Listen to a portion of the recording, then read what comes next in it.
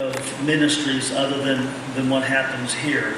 And that's because of the powerful impact it has on people's lives. And the follow-up course to Alpha, actually Rob, who is doing the announcements up here, is going to lead that course this time. And if you've been here for a while, you know that we did have a follow-up course to Alpha called Living from a New Heart. And that course is going to continue, but it's going to be taught just once a year, and it's going to be open to the entire church. It focuses on how to have quiet times and how to spend time alone with God, as well as some just good basic theology. But the new follow-up course that we're doing is actually produced by Alpha. It's all the same format as Alpha, and it will be going through the book of Philippians. And so if you've been through Alpha, you have not yet been through, even if you've gone through the Alpha follow-up course that we had, you haven't been through this course. It's going to be really focused on the Bible and on understanding how to study the Bible through doing this study through Philippians. So we encourage you, if you haven't taken Alpha, to sign up for it. And if you have already taken Alpha, we encourage you to take this course, the follow-up course to Alpha. So tonight we're going to continue our series, 6 Steps to a Stronger Faith. And this evening, the message title is actually Make Decisions That Build Faith. If you remember last week, if you were here, we talked about discovering God's dream for our lives. And if you were here 2 weeks ago, you saw that there are actually 6 steps that we're looking at over the course of these weeks. And these 6 steps actually outline for us how God works in our lives. And so all of the experiences in our lives, all the difficulties, all the pain and everything else, if we don't understand the process of how God works in our lives, then it's not going to make a lot of sense to us. And there are going to be times we're just going to get flat out discouraged and burnt out because we don't understand what's happening. But when we understand the process that God uses to work in our lives, then when we're going through specific events, we can at least have that to hold on to. If it's a painful time, if it's a hard time, we can have that to hold on to. The 6 steps are the dream step. We engage with the process of discovering God's dream for our lives. And then the next step is the decision step, which we're going to talk about tonight. That's where we begin to do something about the dream that we're beginning to understand. And then the third step is delays, because there are always delays. Things never happen as fast as we think they would. And then the fourth step is difficulties, and these steps actually kind of overlap. There's delay and there are difficulties during those delays, things that become hindrances to us actually pursuing the dream God's given us. Till finally, in the normal process, we hit a dead end where we feel like there's really little hope that we'll ever accomplish the dream that God's put in our hearts. And it's usually at that point, somewhere in when we're experiencing that dead end stage, that we see God start to renew the dream, revive our hearts, and actually accomplish the thing that He put in our hearts. But when that happens, then we know it's Him and it's not us. And so He ends up getting the glory.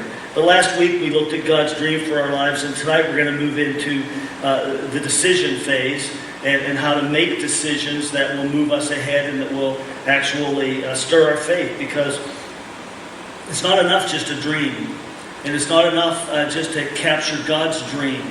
I have to, at the right time, take steps in the direction of God's dream, and that means I have to make decisions to actually do something about the thing that God's putting in my heart. And when I make decisions, even very, very small ones, to move myself in the direction of God's dream for me, what happens is I develop a sense of expectation. Just the very fact that I've done something to move myself in the direction of God's dream stirs my expectation and my faith. And at the same time, it helps to clarify the dream.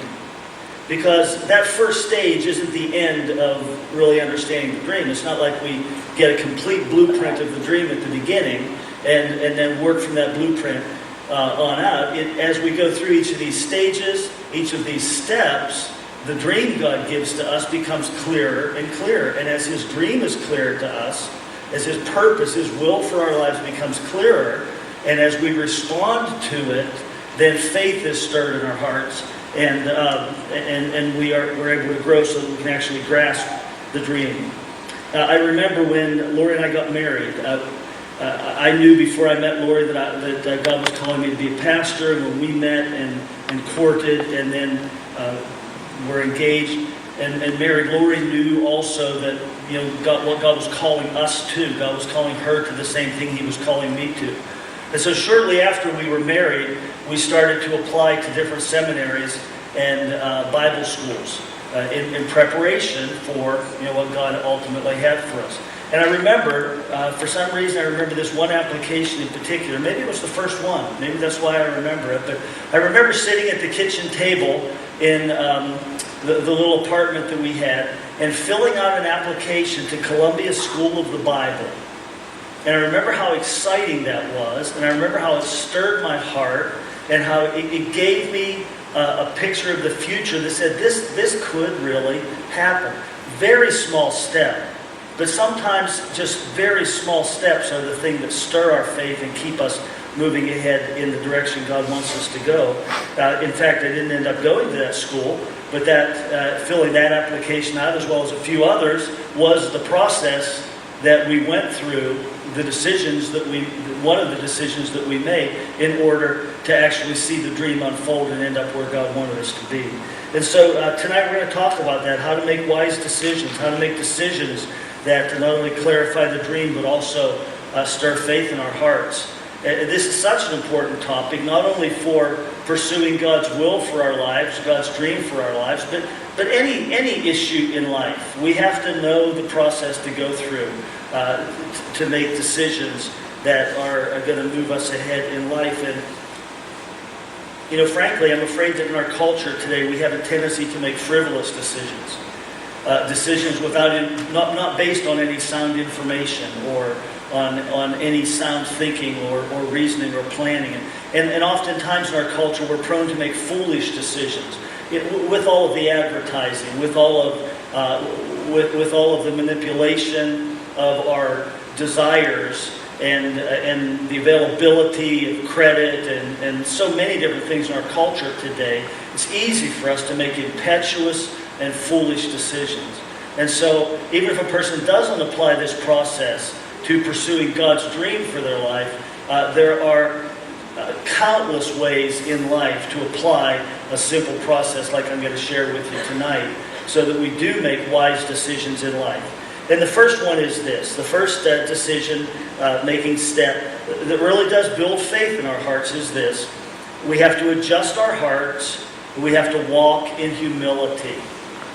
That means we have to adjust our hearts so that we walk in humility. There's probably no more foundational aspect of really understanding God's dream for our lives and then making the right decisions to move us in that direction than actually having a humble, broken-hearted spirit towards God, where we acknowledge God as Lord of our lives, but we just humbly submit ourselves to Him. We submit our agenda to Him. You see, the dream He gives us can't become our agenda. It can't be the thing that I'm going to go after no matter what, because it's still God's dream. And I have to handle that with a humble spirit and with a humble heart. If I have ambition in my heart, or if I have self-advancement in my heart, or fear, or anger, or resentment, if those things are clouding my heart, then they're going to cloud my mind as well. And my thinking is going to be easily knocked off balance. I'm going to be very easily distracted and diverted and sidetracked from the direction God has for me. Now, Jesus' apostles were on a growth track as they spent their 3.5 years with Him. They were on a continual growth track. But one of the issues that they had, that Jesus had to deal with in their lives, right up until the time Jesus was crucified, was the issue of ambition. And I mean, they made some great strides as they followed Jesus, and there were times that they served with great humility. But overall, there was this ongoing competition between them, because they all